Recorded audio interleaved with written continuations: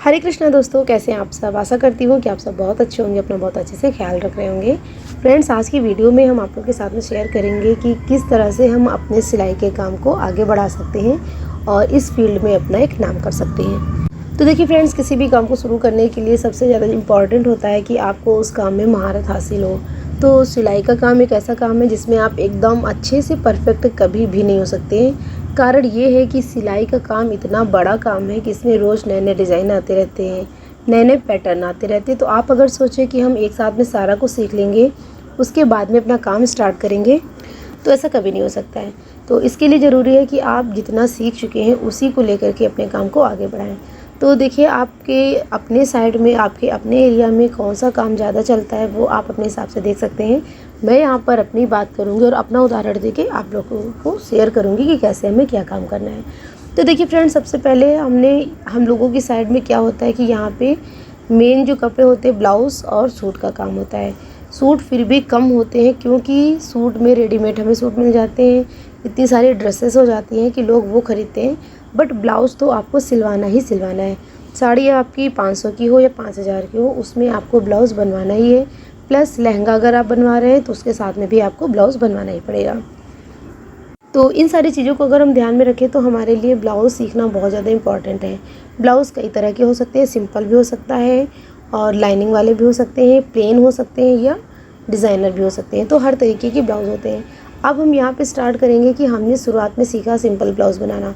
Simple blouse बनाना और थोड़ा बहुत उसमें फिनिशिंग आना बहुत ज़्यादा ज़रूरी है। अब जब आपने सिलाई सीख ली है, ब्लाउज़ आपको बनाना आता है, तो सबसे ज़्यादा ज़रूरी है कि आप खुद के अपने ब्लाउज़ बनाएं। आप ब्लाउज़ नहीं पहनते हैं तो आपकी मम्मी हैं, भाभी हैं, बड़ी दीदी हैं, तो सबसे पहले आप इन लोगों के ब्लाउज़ बनाइए। फिर फ्रेंड्स, क्या होता है कि आपको बनाने में और आपको बिगाड़ने में, हर चीज़ में आपका पड़ोसी बहुत बड़ा योगदान देता है। तो अगर आपको अपने काम को आगे बढ़ाना है तो सबसे पहले ज़रूरी है कि अपने सगे संबंधियों के कपड़े बनाने के बाद में, और वो भी आपको ये ध्यान रखना है कि थोड़े ही बनाने हैं। ऐसा नहीं है कि आपने भी चाची के ब्लाउज़ बनाने स्टार्ट किए तो फिर चाची एक तरफ से अपने ही ब्लाउज़ आपको बनाने को देती रहे और आपको एक भी पैसे का फ़ायदा ना हो।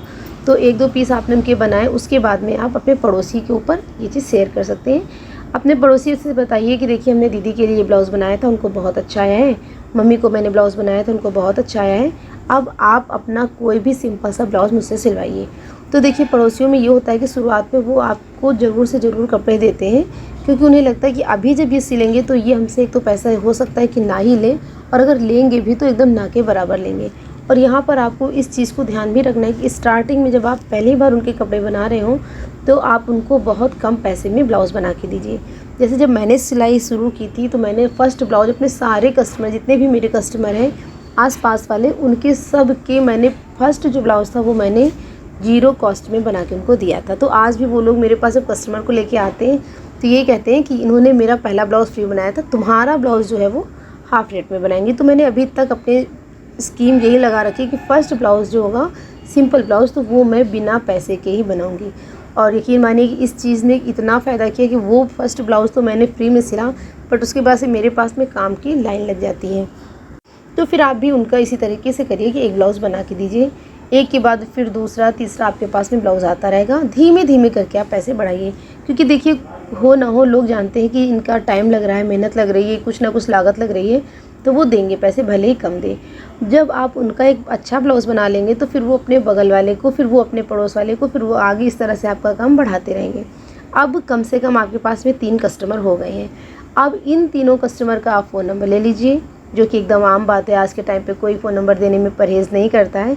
फ़ोन नंबर ले लीजिए, उनका एक छोटा सा ग्रुप बना लीजिए अपने चैनल के हिसाब से कि हाँ, मेरा ये काम है। अपने बुटीक का कोई नाम रख लीजिए या अपने ही नाम से करिए स्टार्टिंग में, जैसे भी आपको सुटेबल लगे। तो ये करने के बाद में फिर आप वहाँ पे तीनों को ऐड कर लीजिए। अब इसी चैनल पे, मतलब कि जो आपने ये ग्रुप बनाया है, इसमें आपको पर डे एक ब्लाउज़ की डिज़ाइन डालनी है।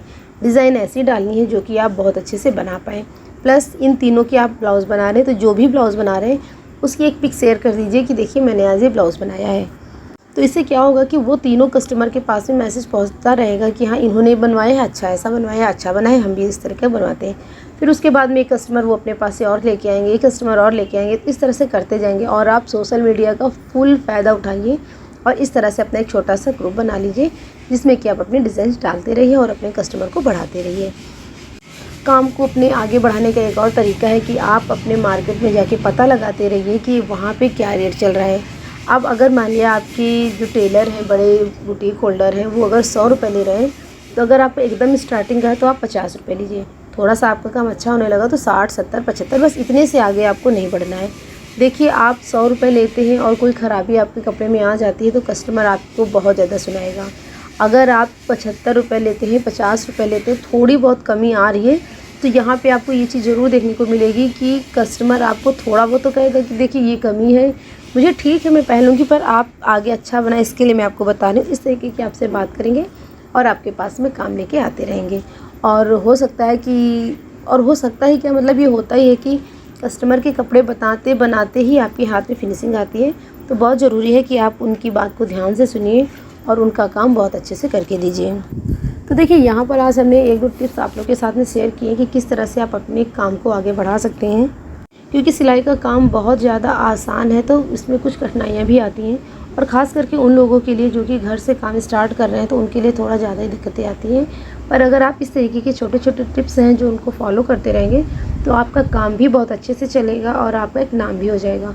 और यकीन मानिए कि सिलाई के काम में इतना ज़्यादा मार्जिन है कि बस ये डिपेंड करता है कि आप कितने अच्छे से, कितनी जल्दी और किस तरीके से काम करते हैं।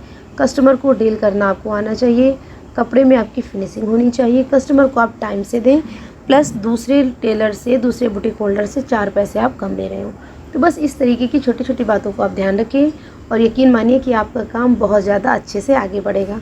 दिक्कत वहाँ आती है जब आप काम स्टार्ट नहीं करते हैं। एक बार आप काम स्टार्ट करिए, फिर देखिए धीमे-धीमे करके आपका काम बहुत आगे बढ़ जाएगा।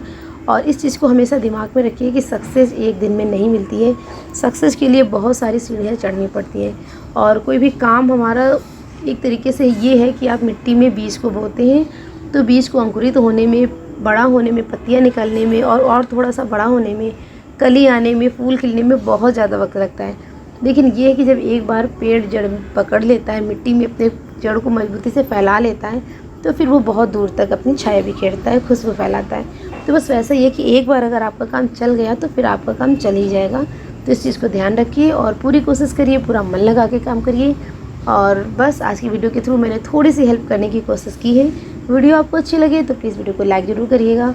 चैनल को सब्सक्राइब नहीं किया तो चैनल को सब्सक्राइब करिए, ताकि आपके एक लाइक से, आपकी एक सब्सक्राइब करने से मुझे थोड़ा सा मोटिवेशन मिले और मैं इस तरह की अच्छी वीडियो आप लोग के साथ में शेयर करूं, और जो मेरा एक्सपीरियंस है अपने काम को लेके वो मैं आप लोग के साथ में शेयर करूं। तो बस फ्रेंड्स, आज के लिए इतना ही। मिलते हैं नेक्स्ट वीडियो में, तब तक के लिए take care, bye bye, thanks for watching, bye.